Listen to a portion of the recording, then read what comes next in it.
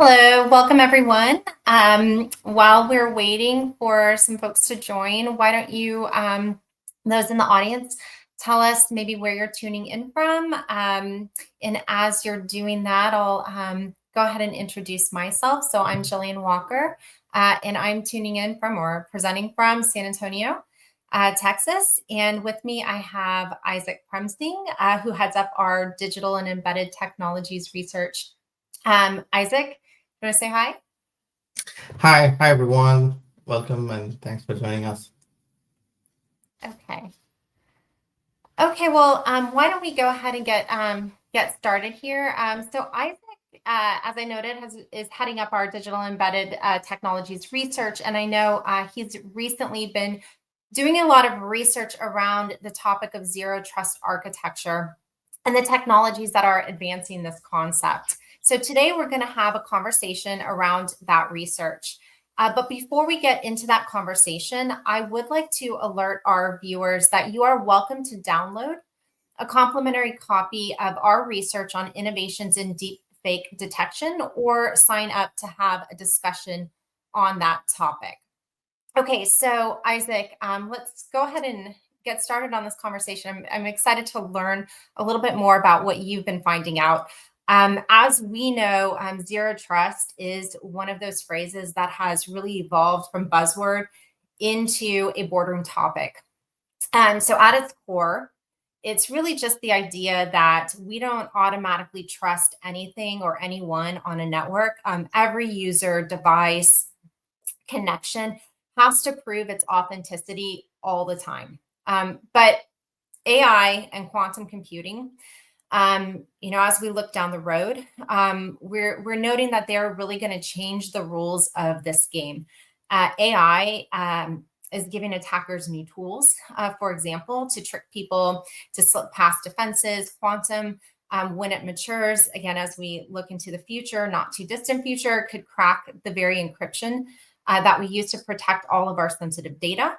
So the way that enterprises have been building zero trust might not be enough for what's coming.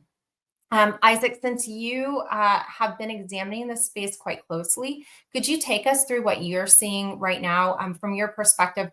What's really driving this surge of interest in zero trust, and where are most enterprises currently, you think, on this journey?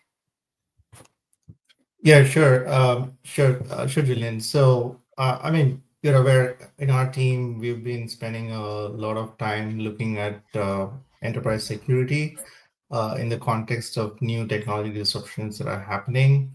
And zero trust is more frequently discussed in our conversations with clients and stakeholders. And it's becoming one of the top priorities for CIOs and CISOs in the organizations. And when we start looking at what are the reasons why this is becoming a priority, we see that there are three big shifts. Essentially, how enterprises function and operate has fundamentally changed, probably because of COVID and some of the remote work that happened, uh, with new cloud applications and different devices connecting from anywhere. So this old model of building a castle around the data center or the enterprise uh, infrastructure doesn't work anymore, right? So now the attackers just don't come through the front door. They can take side doors and even windows. So that's why I think it's also partly pushed by the government and organizations that are putting in place certain sort of a framework for enterprises to look at.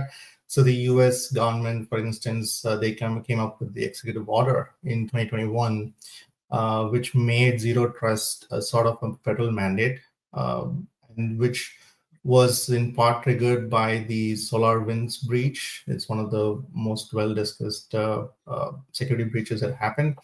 So what it essentially meant is enterprises should stop trusting by default and assume that breaches will happen, right? So since then, agencies, including the CISA, have published detailed guidance and maturity models that enterprises could, go on a journey from where they are to where they can essentially mature in the zero trust journey. Uh, and there are certain practical steps that CISA has laid out for strengthening, for example, identity, monitoring devices that are connected to the networks, and also segmenting those networks. So what is essentially happening is it's not just for the government, right? So uh, as much as it's pushed by the government and there are certain guidelines provided, it's also become more important for any private enterprise as well. So that's sort of the first shift that we're seeing. The second shift is think about it, like if an attacker can pretend to be you or your machine, then they don't have to, hack anything. So AI has made this more easier with phishing emails that read like the internal stakeholders in the company. Say, for example, it comes from our managers or deep fake videos that have shockingly look real to employees have resulted in millions of dollars being taken away. So it's becoming more important to verify who's on the other end, and also trying to understand how identity becomes more of a cornerstone for zero trust, right? And the third part is the encryption. So encryption is more of a problem because of what we believe quantum computing can become or will become, even though it still feels like science fiction for many. And we've been talking to a few stakeholders in that space as well. We truly believe that quantum computing as a technology is maturing, but it's not about if, but it's more about when it arrives, right? It could essentially break the locks that we currently rely on today, and including secure banking transactions or health records or even WhatsApp messages for that matter, right? So what happens to that data? So where are we storing the data now, and what happens if the stored data could, eventually be decrypted later when quantum computing matures? So that's why you're hearing more about crypto agility as a term in enterprises now, in boardrooms. Post-quantum cryptography has also become an important technology that everyone wants to learn more about. And this is essentially to make sure that we need to move from the lock system that we have today to a more secure and future-proof locking system that protects the data and other infrastructure when that quantum V-Day comes, right? So that's the those are the three shifts that we're seeing. But again, you know, having spoken to many IT infrastructure heads and CIOs, CIS is becoming more evident that even though this zero trust architecture or the framework has been around for, I think, a little over 15 years, about 15 years, the enterprises are still on a journey, and most of them are somewhere in the intermediate level. And of course, many enterprises have started on their journey, and they recognize the fact that zero trust is sort of a baseline. So the progress that we see is primarily around multi-factor authentication, and some of them are starting to segment their networks. But that's where we see the current state of enterprises are. But if you look at the different device, the pillars in zero trust, right? So devices, identity, Mhm. work applications, and data. So all of them are going to be protected or supported by different technologies that will help them mature in their zero trust journey. So simply put, it's just that organizations have started on their journey, but the work is ongoing, right? The smart ones are now layering AI for faster detection and beginning to plan for quantum, so that they're not caught off guard down the road. Yeah. Yeah. So you mentioned a couple of things I want to follow up on. And we've seen, in the last 5 years that threat landscape has shifted quite quickly. We're hearing about deep fake scans that cost company millions, as you've already noted. These phishing emails that look indistinguishable from the real thing. And regulators, of course, now are pushing harder on zero trust adoption. So I'm curious from your perspective, what have you seen that's changed the most over the last year that enterprise teams maybe aren't accounting for yet? And, what is that risk to them if they don't act? Yeah, yeah. There's been some recognizable changes in the last year or so, right? Both from the attack side as well as from the defense side. So on the attack side, attackers have become more sophisticated, and and the attacks are showing up in costs more rapidly and faster, and that's becoming more of a headache for enterprises. So take phishing, for example, right? Not long ago, scam emails were full of typos and broken languages, and which were more recognizable, or employees could identify them quickly. Now with generative AI, they look more polished and personalized. And there's also one classic example that one energy company in the US reported that their employees got fake emails that exactly matched their internal style guides almost perfectly, and which meant that they probably have never seen something like that before. And it's becoming more important for everyone to be, watching for those smartly disguised emails. And also on the deep fake front,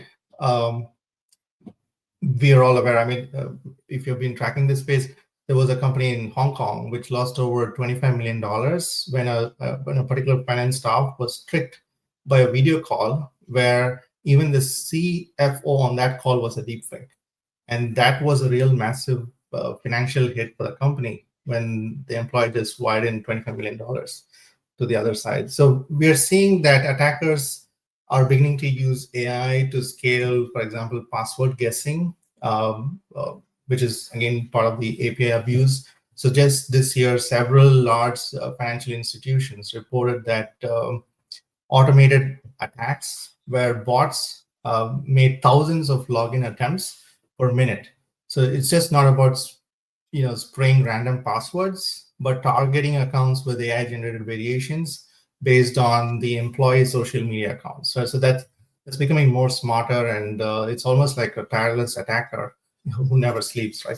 So the cost of inaction is pretty high. So there have been certain surveys and studies out there in the open, but IBM's 2025 study found that the average breach costs around $4.4 million.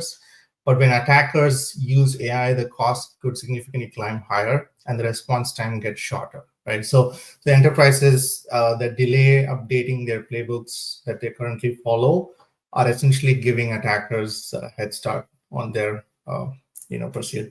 And then there's the encryption piece. So NIST came up with a little more advanced finalized standards for post-quantum cryptography recently. So enterprises need to start inventorying where the encryption is used and why, because attackers are already harvesting sensitive data today.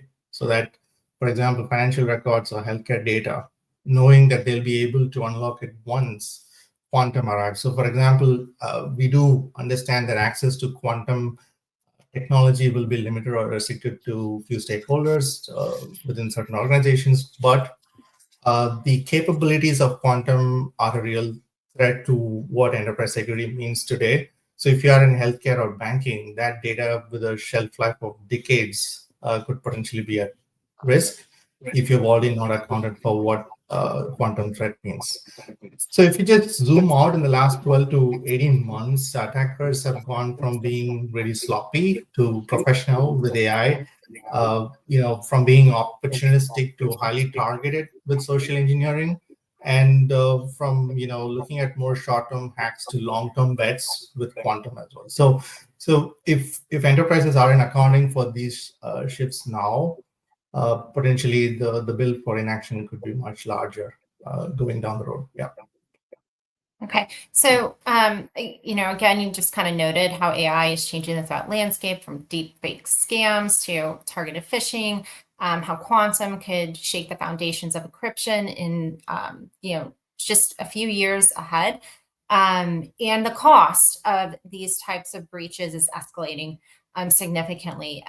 So given these shifts and the, just what's at stake, how should the principles of zero trust evolve? And just to give our audience here a clear picture, at Everest Group, we do have a conviction that a future ready zero trust framework has to go beyond the basics of identity, devices, networks, and data, that it must start embedding AI assisted defenses for faster detection and responses, and build in crypto agility, as you have noted, so that these enterprises can effectively transition smoothly to post quantum cryptography when that time comes.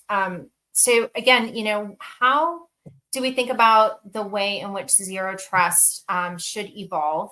And what are you seeing in the market that either validates or challenges our conviction of what this evolution should look like?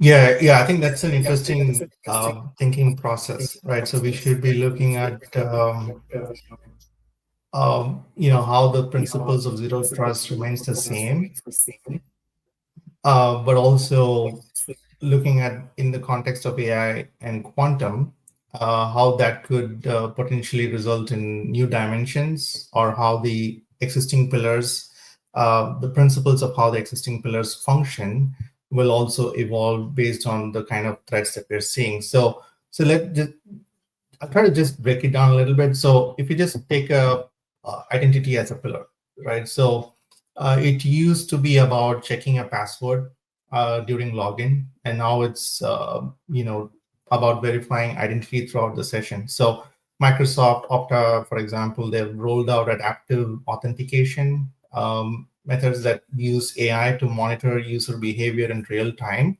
And that helps to flag any unusual access attempts during the session as well. So the implication is that the identity is not a one-time check, but is more of an ongoing process. So continuous verification is becoming a principle for the identity as a zero trust pillar.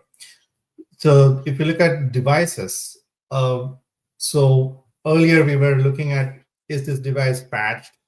And is it operating within the limits of the perimeter? But now, does this device still meet the posture requirements every minute that it's connected? So it means that we would like to know during the entire points of operation, every device in the network performs within set standards. And providers like CrowdStrike and SentinelOne are embedding AI into endpoint detection so that they can spot ransomware like activities before it locks up the systems, right? So the implication is to see every device has to constantly prove that it's healthy to stay in the network. So it's moving more towards least privilege for every endpoint in the network. And when we look at networks and applications, micro-segmentation is still important, but attackers are now using AI to move faster. And we're seeing the emergence of disruption technologies as a new layer. So companies like Elusive and Ativo, which is now part of SentinelOne, have created decoy systems that can trap intruders. So zero trust networks don't have to just block the intruders, but they can actively bait and expose them as well. So it's more of a proactive defense and not just segmentation for networks and applications. So the data pillar is something where we really want to emphasize that there's a shift towards crypto agility instead of just static encryption. So encryption used to be the end of the story, right? So if you have a good encryption system, your data is protected. But with quantum and more advanced computing technologies in the horizon, static encryption is now a weak link, right? So Google and Cloudflare, for example, have already rolled out hybrid post-quantum cryptography for transport layer security in Chrome and their edge network. So this means that enterprises now need to start planning for encryption that can be swapped out as quantum safe standards mature, right? So if I just step back, the zero trust principles are evolving. with the pillars in place. And now with the new principles or newly defined nature of the principles, how they are being looked at, the pillars are now taking new dimensions essentially, right? So the identity is now becoming more continuous, more about continuous trust. Devices must constantly prove their health, and networks are shifting from passive, security walls to active traps. And data protection is about agility and not so much about performance only, right? So that's exactly what we mean when we say zero trust has to become future ready. It's about AI enabled for real-time resilience and crypto agile to withstand the quantum era. So that's how we look at the zero trust pillars evolving. Isaac, in the course of your response there, I think you noted some of the conversations that you're having with companies in the field. And I know that you have been having a lot of these conversations in the course of your research with folks, particularly from the quantum side of the equation. So, for example, you've recently talked with Encase, and that is a full stack enterprise quantum cybersecurity platform provider, again, on the quantum security solution side. But you've also been talking with companies like Alice and Bob or Quantum Brilliance, who are very much aware of what a fully developed quantum machine could do to existing encryption methods and the threat that this technology poses. Are there any consensus points that you're hearing from these experts in the field? And if so, can you relay any of those to us?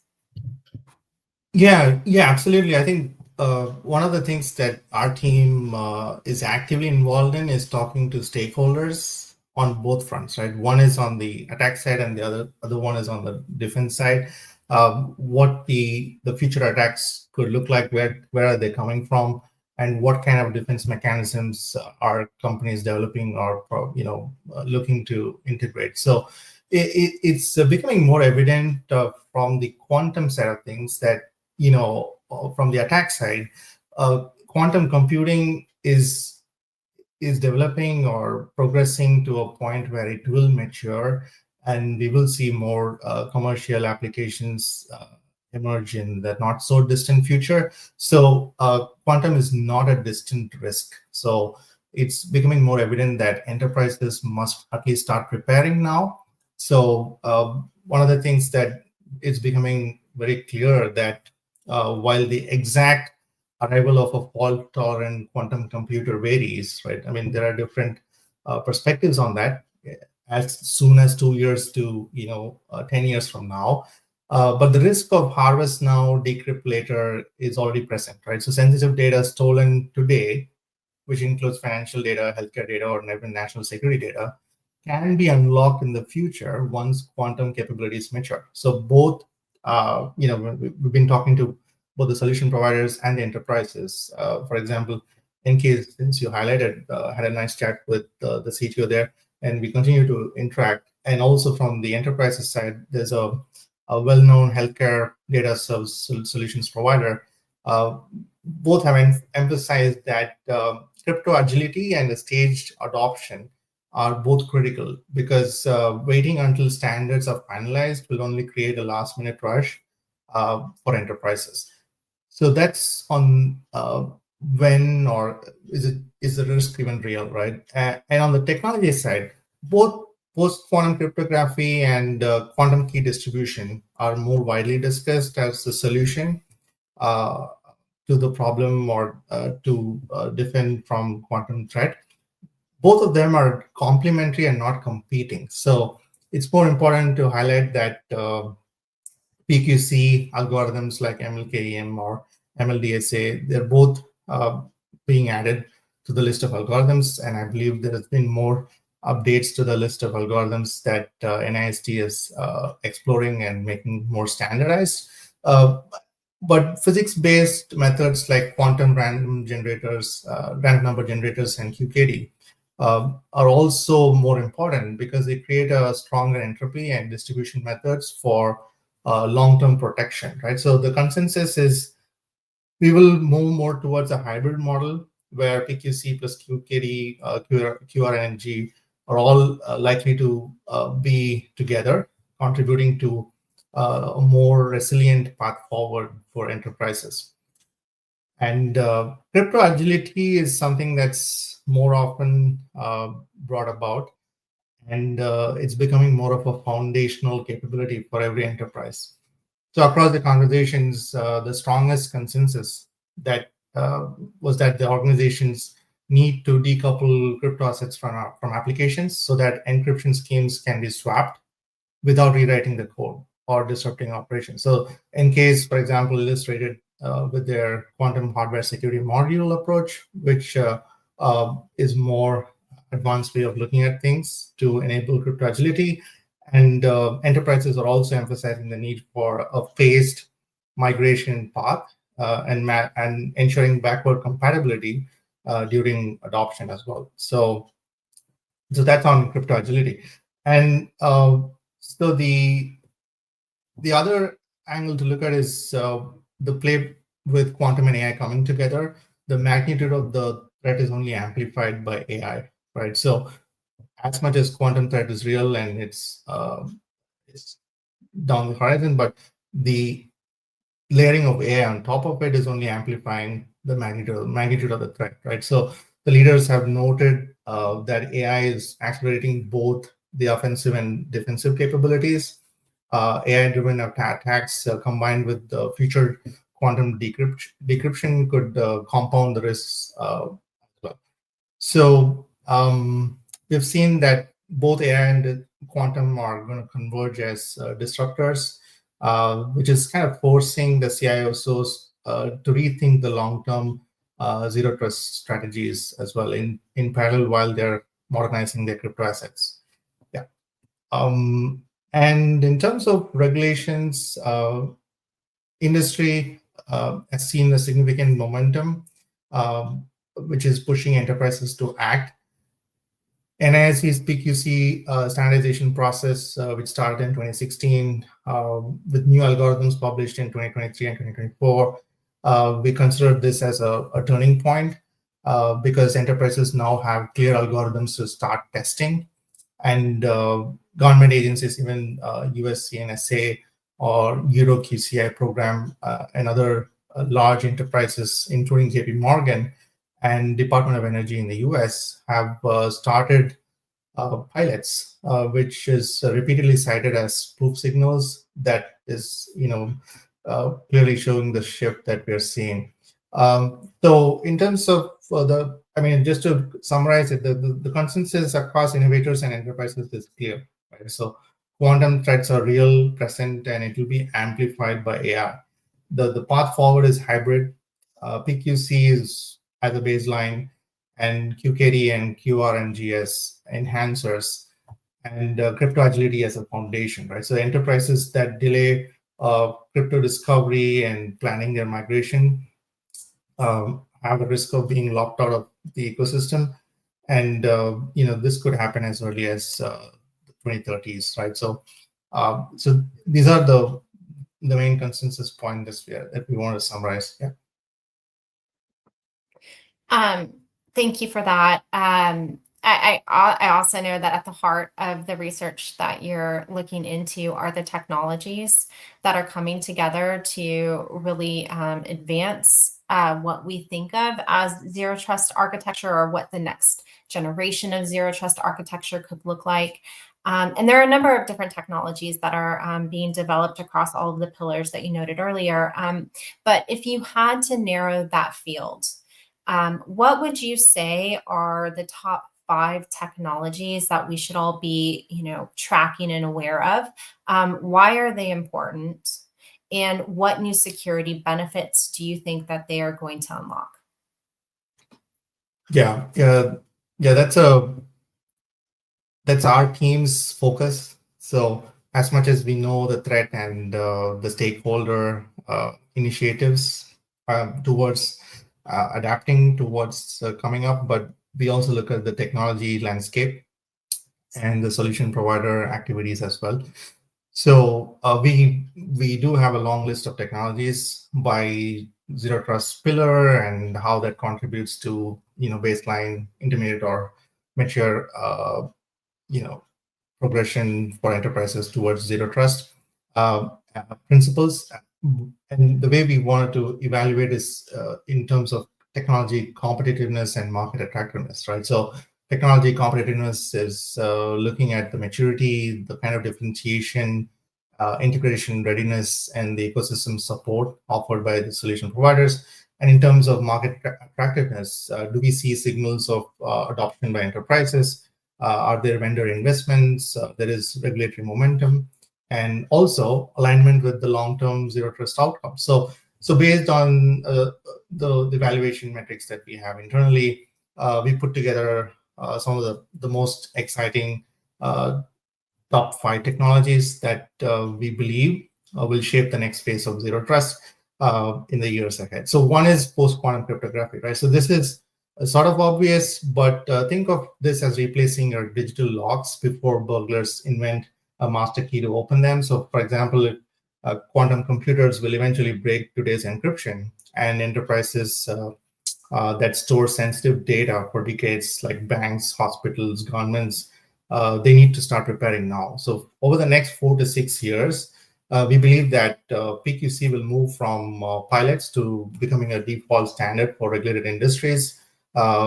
Initially, we're going to see sort of a hybrid deployment, which is PQC plus classical encryption, and then towards a full adoption as standards mature. So the new benefit here is future-proofing security, right? So protection not just for today, but for the quantum era. The second is quantum adaptive risk and trust assessment, which is CARTA. In the past, security checks once you logged in, the security checks were done, right? So CARTA is more like a bouncer who keeps a watch all night. If your behavior shifts, then the system reacts in real time and pushes you out. So right now, the enterprises are using CARTA for remote worker logins and cloud access. But in the future, like in 4 to 6 years from now, we'll see it becoming a sort of a universal trust score being applied to every transaction. So from API calls to AI agents.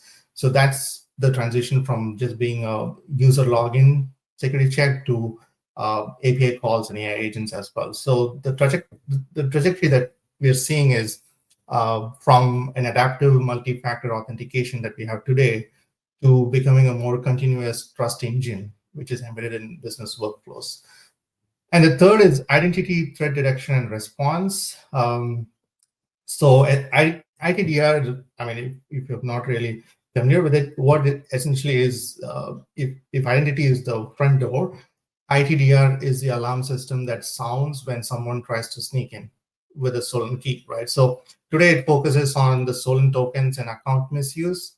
But over the next 4 to 6 years, it'll evolve into autonomous identity protection, right? So where identities, whether it's a human or a machine or an AI, will self-heal when compromised. So the trajectory is what we see is from having add-on tools today to a fully integrated identity security platform by the end of the decade. So the benefit is in terms of resilience, identity remains trustworthy even under constant attack, right? So that's critical as well. So the fourth technology that we are seeing getting a lot of traction is passwordless authentication, right? So passwords are still the weakest link. Passwordless means logging in with biometrics devices or passkeys instead of passwords. So which essentially are now prone to stealing and phishing, right? So today, big tech platforms like Microsoft and Apple are rolling this out already, passwordless authentication. But in the next 4 to 6 years, we believe that passwordless will become mainstream in enterprises and consumer systems alike. Regulators in finance and healthcare will accelerate this shift. The trajectory is more towards passkeys in consumer apps today, towards adoption in enterprise SaaS applications by 2026, really very near term. So which lead to near elimination of passwords in critical systems by 2030. So the benefit is pretty clear, right? So we just achieve stronger security and a better user experience.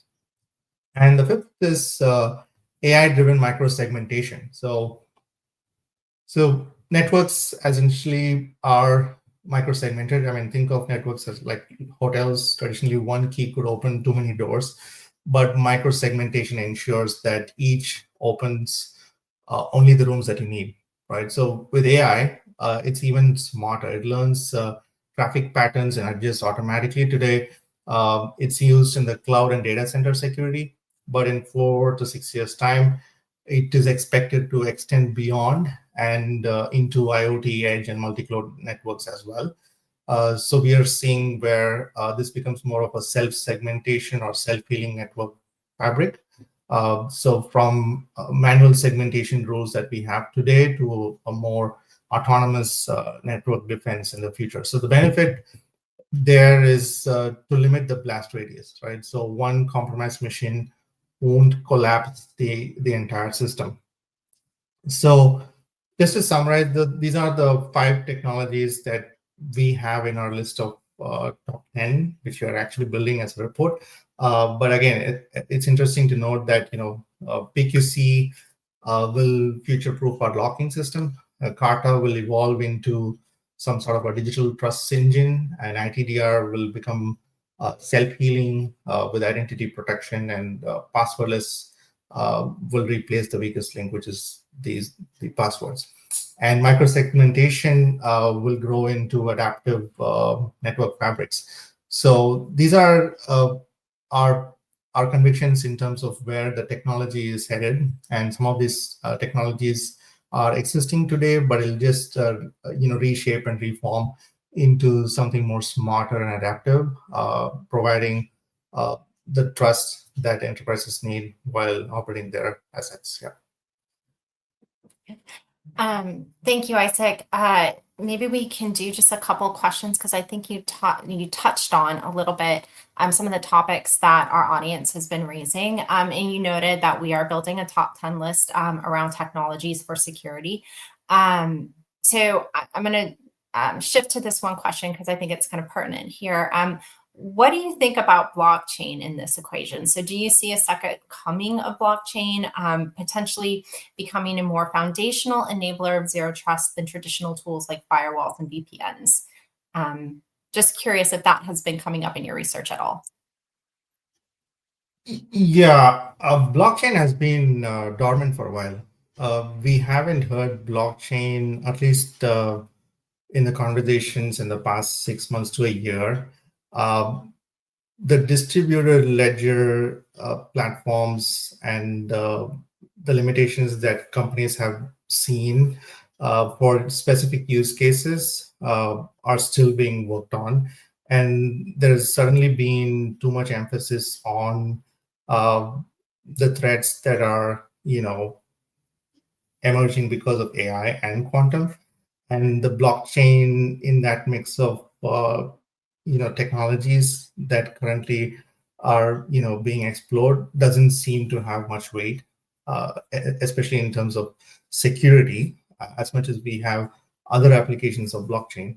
So, but again, it's all up in the air. I mean, we just have to wait and watch where blockchain fits into the scheme of things for the entire enterprise security landscape, and how it can enable some sort of a framework in which transactions, for example, in financial institutions, can be much more protected and more smarter. Like, we want to move more smarter and agile, but how flexible is blockchain is a big question to answer. Yeah. Yeah, and it just sounds like there's these newer technologies that are coming out that are really just the capabilities are surpassing what we could expect from blockchain. So one other question, because you mentioned a couple of the sort of incumbent giants in this field. Do you see new vendors emerging to serve this market? Or do you think it's the incumbents that are going to get the larger investment pie from clients, the larger sort of slice of pie there? Yeah. So incumbents are already in some sort of a path to improving on their existing solutions, right? So we've seen some of the companies like Zscaler and others who are already updating their solutions.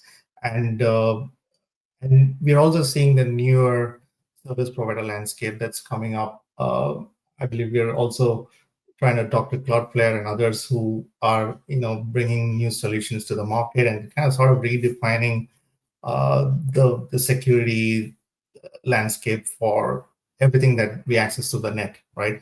Be it for enterprise or for the consumer. So we see a balance there. We will see more activities that will, drive incumbents to position themselves for the future. Like, as we pointed out, the evolution in zero trust architecture translating into new principles and the definition of principles being aligned with the solutions that companies develop. So that is something that we are seeing from major players as well. But at some point, the service providers who are coming up new and offering new solutions will start partnering, and we may see some sort of a consolidation happening as well. We've seen some in the recent past, and which will continue as well. Yeah. Great. Okay.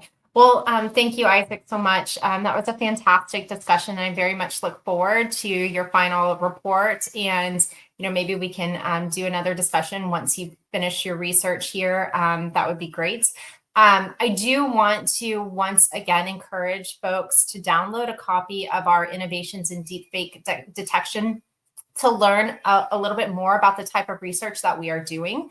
But now let me take a step back and take a moment here to bring, I think, some of the key points, Isaac, that you've noted today together, and just give a few closing takeaways for the audience. So first, I think you've noted this, that we know that zero trust is moving from buzzword to kind of just the baseline principle that needs to be enforced. So most enterprises, I think, as you noted, are somewhere on the journey towards this ideal for zero trust architecture. I'm sure some are very strong on identity and access, but they're still stitching together those pillars, all of the ones that compose this architecture. But as I think we've learned through the course of this conversation, that position is becoming increasingly untenable and increasingly more risky. Boards, regulators, governments are really starting to mandate that ZTA goal, right? And so the urgency to move towards this and the pace is becoming greater. Second, that threat landscape. So we've noted that it has shifted, and that shift is accelerating quite a bit. And it's shifting faster than I think many people's playbooks in terms of keeping up with that threat landscape. And AI, again, as we've noted, has taken things like phishing, fraud, deep fakes, et cetera, insider risk, all of that to a whole new level. At the same time, we're looking out, and again, that horizon is coming closer and closer to quantum reshaping the threat landscape again. So that message seems to be very clear. Security leaders can't just defend for today anymore. They need to start defending for tomorrow. Third, one of the things I think you've noted is that zero trust principles are evolving. It's not a static concept, right? It is moving in lockstep with that threat landscape and the technology. And what we're seeing is that it's no longer just never trust, always verify. It's about that, as you noted, continuous verification, proactive defense, crypto agility, extending trust principles to machines, and as is going to become increasingly important to AI systems. And finally, I think one of the things that we highlighted here that you're going to really delve into in your research is the technologies that are defining this next era of zero trust. I'll just quickly list them one more time.